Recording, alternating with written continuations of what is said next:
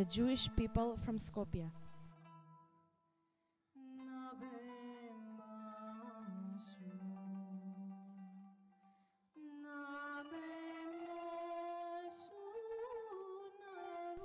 Since the antique period, in Macedonia there lived Jewish people, with the biggest concentration in Solun. When moving out of Spain, the Sephardi Jews found a hideout in the Islamic countries where there was tolerance towards the Jews from the native people. In Macedonia, in the period from 15th to 17th century, there were lots of Jewish people who were living mostly in the big cities like Solun, Bitola, Skopje, Štip, Kostur, Ber.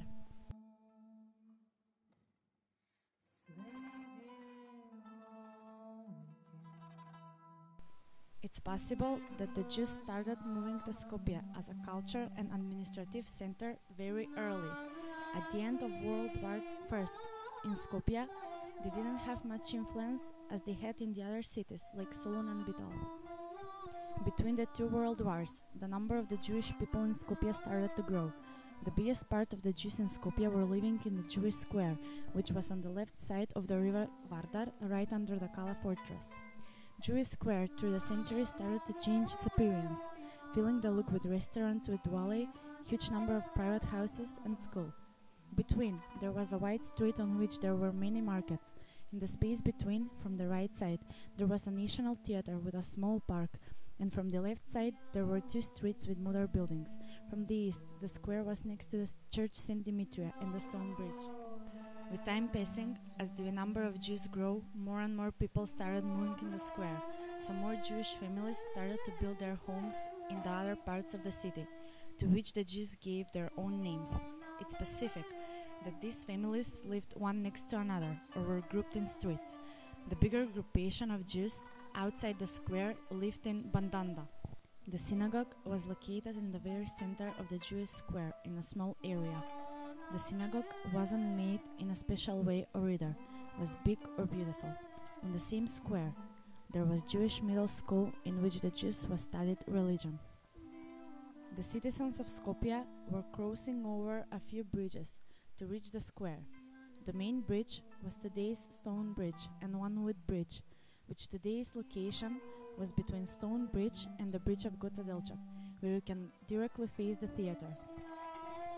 The Jews in Skopje lived in harmony with the people from the other nationalities. Among the Jews living in Macedonia, there were rich merchants who imported different kinds of products from abroad, like products from Nymburk, textile products, cotton products, cereals, etc. There were also educated Jews like doctors, dentists and pharmacists that held their private practice. The Jews' holidays were celebrated very formally. For the more important holidays, on the small square in front of the synagogue, a festivality was organized in which whistles, balls, balloons and lots of other fun things for children were sold. For the more important holidays, they sang in the synagogue. The Jews from Skopje were very musical. They loved music and songs, especially they liked the romances with different kinds of stories, usually romantic ones. Except these romances, they often sang Turkish, Greek, Serbian and especially Macedonian songs. The Jews were regularly going to the National Theater, which was in the golden years in that time. The Jewish youth in many ways was trying to be involved in different kinds of sport activities. Clubs like the gymnastic club Maccabi and the football club Esperanza were established. After the event in 1943, the Jewish square slowly dies and loses its own identity when Jewish people were deported in Poland.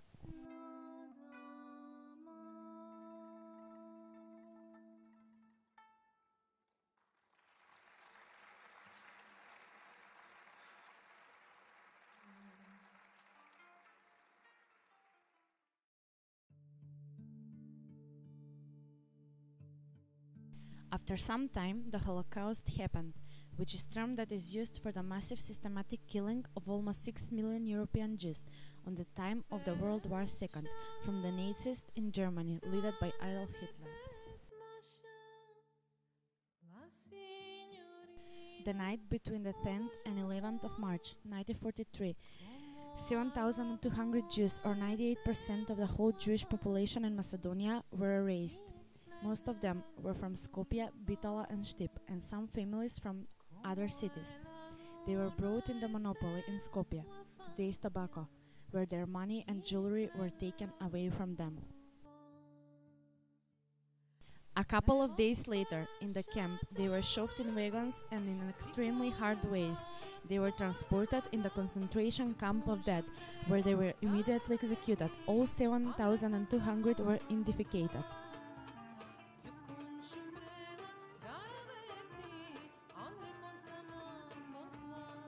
Macedonian Association of Science and Arts shared a list of information for every person apart.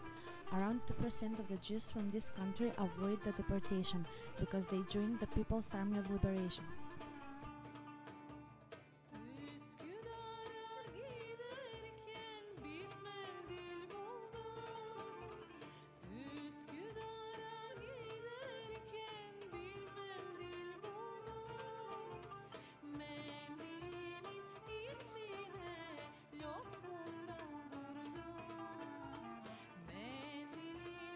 In the beginning of December 1944, right after the end of the war, the survived Jews decided to continue the long tradition from the Jewish community in Macedonia and to rebuild the Jewish community in Skopje.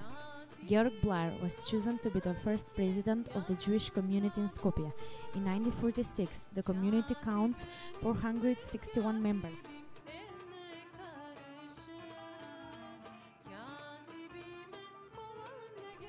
The work of community was focused on rebuilding the Jewish life and giving social help to those who need it. When the new state of Israel was established, many of the members moved to the new country and the membership slowly started to decrease. In the catastrophic earthquake that hit Skopje in 1963, the building of Jewish community was mostly damaged. The new building was rebuilt in 1975, where it stands today.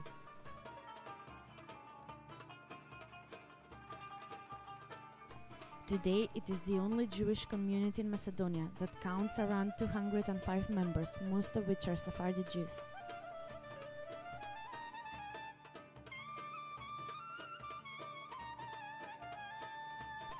Memorial Center of Holocaust of Macedonian Jewish was officially opened on 10th of March 2011 in Skopje.